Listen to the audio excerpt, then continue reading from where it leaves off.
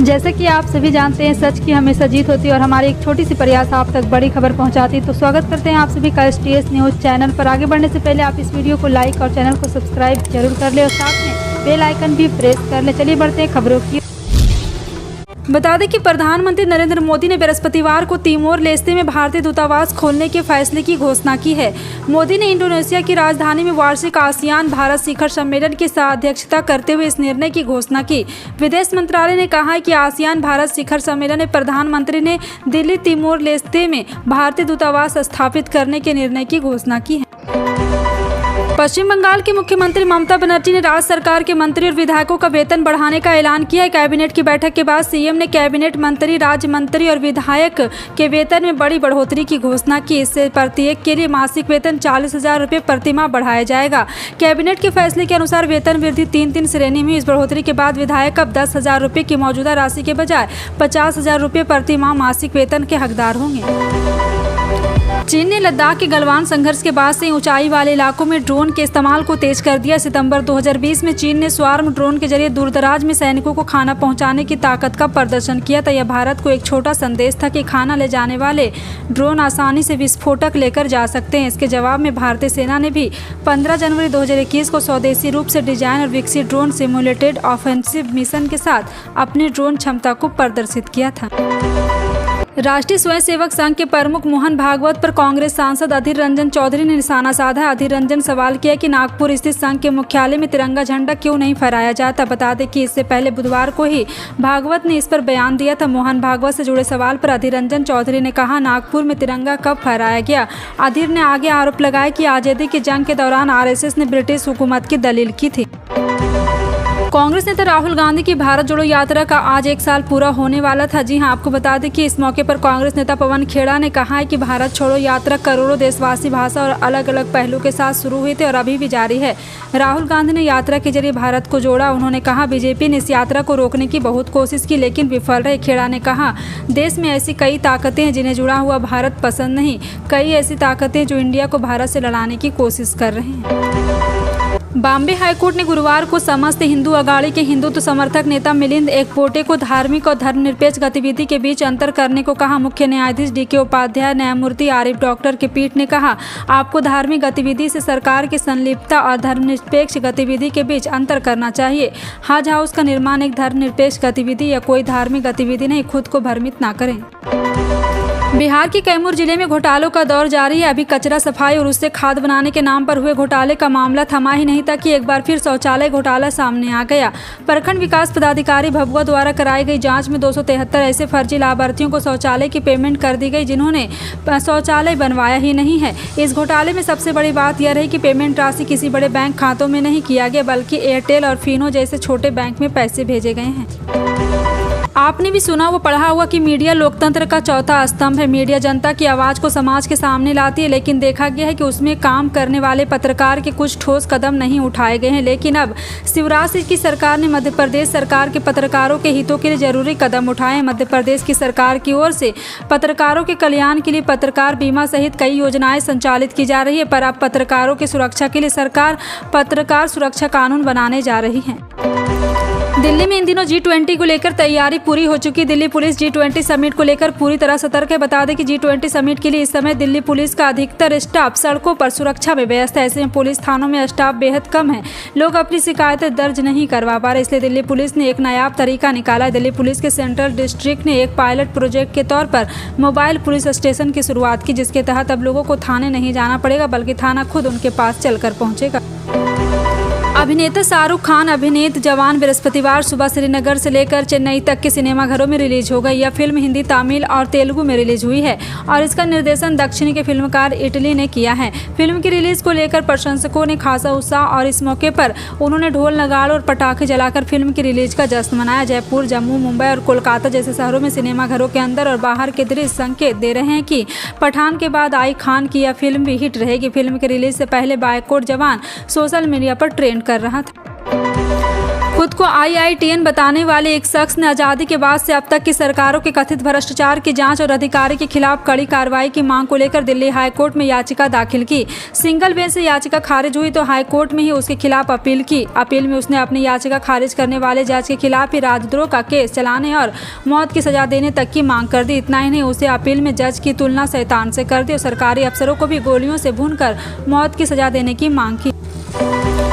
आपने खाना बनाने के बर्तन या थाली, कटोरी, गिलास आदि की क्वालिटी पर कभी ध्यान दिया है? आपका जवाब होगा नहीं। बाजार गए जरूरत के हिसाब से स्टेनलेस स्टील या एसएस के बर्तन खरीद कर घर लाकर उसका उपयोग करने लगे। कभी आपने इनकी गुणवत्ता पर ध्यान दिया है? आपने कभी सोचा है कि एसएस के कुछ बर्तन 2-3 साल बाद फटने क्यों लगते हैं? यह सब होता है घटिया क्वालिटी के एसएस से, लेकिन अब इस पर लगाम लगेगा। केंद्र सरकार की पहल पर इस दिशा में काम शुरू हो गया है। तेलंगाना के मुख्यमंत्री के चंद्रशेखर राव 16 सितंबर को पलामुरू रंगारेड्डी लिफ्ट सिंचाई योजना के पहले चरण की शुरुआत करेंगे। वह नगर कर्नूल जिले में येल्लूर के पास परियोजना के नरलापुर पंप हाउस के पहले पंप को चालू करेंगे। 145 मेगावाट की परिचालन क्षमता वाले नरलापुर पंप हाउस के मेगा पंप 2 किलोमीटर दूर जरलापुर जलाशय में पानी पंप करेंगे।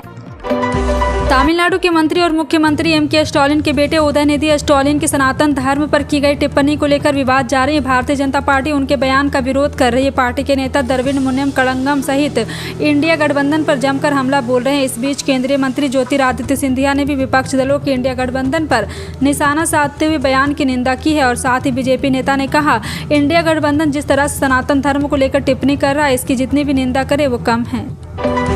पश्चिम बंगाल विधानसभा में बंगाल दिवस को लेकर गुरुवार को प्रस्तावित पारित हुआ। मुख्यमंत्री ममता बनर्जी ने कहा है कि हर साल 15 अप्रैल को पोयला वैसाखी के दिन बंगाल दिवस मनाया जाएगा। तृणमूल कांग्रेस के चीफ ममता बनर्जी ने इस दौरान कहा है कि मैं रविंद्रनाथ टैगोर के बांग्लार माटी बांग्लार जल गीत को बंगाल का राजगीत बनाने के प्रस्ताव का भी समर्थन करती हूँ। अरहर दाल की कीमतों में तेज उछाल के बाद अब मसूर दाल की भी कीमतों में तेजी देखी जा रही। विधानसभा और लोकसभा चुनाव के ठीक पहले मसूर दाल की कीमतों में तेज उछाल के बाद केंद्र सरकार हरकत में आ गई है। केंद्र सरकार ने सभी स्टॉक होल्डर के लिए मसूर दाल के स्टॉक का खुलासा करना जरूरी कर दिया है। व्यापारियों को हर शुक्रवार को वेबसाइट पर जाकर मसूर दाल के स्टॉक का खुलासा करना होगा। गुरुवार सुबह इंडोनेशिया पहुंचे प्रधानमंत्री नरेंद्र मोदी ने कहा, दक्षिणी पूर्व एशियाई देशों के संगठन भारत शिखर सम्मेलन के राष्ट्रपति जोको विडोडो को शिखर सम्मेलन के आयोजन के लिए बधाई दी और कहा कि हमारी साझेदारी यहां पे चौथे दशक में पहुंच गई है। इस शिखर सम्मेलन की अध्यक्षता करना मेरे लिए सम्मान की बात है। मैं इंडोनेशिया के राष्ट्रपति जोको विडोडो को यह शिखर सम्मेलन आयोजन के लिए बधाई देना चाहता हूँ। उत्तर प्रदेश में भारतीय जनता पार्टी में जल्द ही कुछ बड़े बदलाव होने जा रहे। संगठन से लेकर सरकार तक में जरूरी फेरबदल की तैयारी है। बस घोषित उपचुनाव के नतीजों का इंतजार है। बता दें कि घोषित चुनाव का रिजल्ट 8 सितंबर को आने वाला है। माना जा रहा है कि 8 सितंबर के बाद से यूपी भाजपा सरकार ने बदलाव की उल्टी गिनती शुरू हो जाएगी। दूसरे शब्दों में आप कह सकते हैं कि संगठन की ओवरहॉलिंग की तैयारी है। समय के साथ साथ टेक्नोलॉजी भी एडवांस हो रही है। इससे बैंकिंग सेक्टर में अछूता नहीं है। यह वजह है कि देश में पहला UPI ATM लॉन्च किया गया। आप कस्टमर UPI की मदद से बिना डेबिट या ATM कार्ड के बगैर भी ATM से पैसे निकाल पाएंगे। कहा जा रहा है कि UPI ATM की सुविधा आने से पैसे निकालने की लिमिट भी बढ़ जाएगी। इसके अलावा UPI ATM से कार्ड स्कीमिंग जैसी वित्तीय धोखाधड़ी को रोकने में भी मदद मिलती है। भारत के नियंत्रक और महालेखा परीक्षक ने अरुणाचल प्रदेश में प्रधानमंत्री किसान सम्मान निधि योजना को लागू करने में कई तरह की खामियों की ओर इशारा किया है। कैग ने हाल ही में विधानसभा में पेश की गई अपनी रिपोर्ट में राज्य में केंद्रीय योजना को लागू करने में कई विसंगति का उल्लेख किया। यह योजना फरवरी 2019 में शुरू की गई थी और इसका उद्देश्य किसानों को आर्थिक सहायता प्रदान करना, जोखिम को कम करना। योजना के तहत पात्र किसानों को कृषि और संबद्ध गतिविधियों के साथ साथ घरेलू जरूरतों से संबंधित चर्चाओं को पूरा करने के लिए आर्थिक सहायता मिलती है। 100% केंद्रीय वित्त पोषणा वाली ये योजना प्रत्यक्ष लाभ अंतरण माध्यम से संचालित होती है।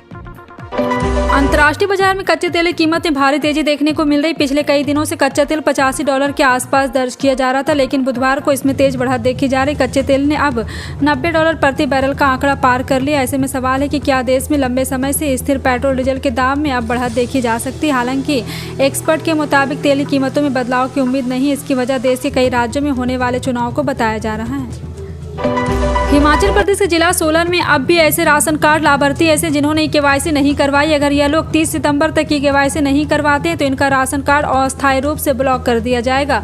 जिला सोलन में अब तक के 67% ही राशन कार्ड लाभार्थी केवाईसी करवा पाए हैं, लेकिन अब बाकी लोग इससे रुचि नहीं दिखा रहे। कई बार जिला खाद्य एवं आपूर्ति नियंत्रक निर्देश भी जारी कर चुके हैं, लेकिन लोग दिलचस्पी नहीं दिखा रहे। अब खाद्य आपूर्ति विभाग ने जिला के राशन कार्ड होल्डरों को उदासीनता को देखते हुए 30 सितंबर तक का अल्टीमेटम दे दिया है। यदि राशन कार्ड के सभी उपभोक्ता तय समय सीमा पर अपनी केवाईसी नहीं करवाते तो उनका कार्ड ब्लॉक किया जाएगा।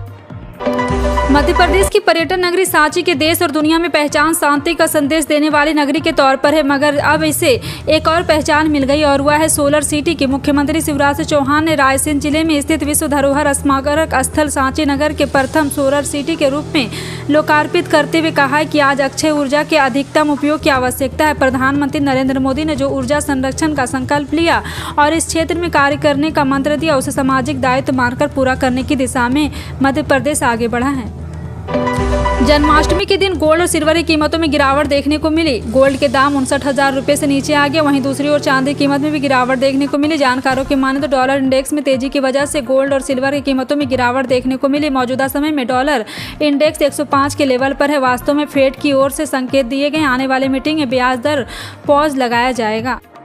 फिलहाल आपका इन सभी खबरों पर क्या कहना है, कमेंट सेक्शन में टाइप करके जरूर बताएं। इसी तरह के पल पल की अपडेट जानने के लिए जुड़े रहें आप अपने NTS न्यूज़ चैनल से। मिलते हैं अगली बड़ी खबर में, तब तक के लिए जय हिंद।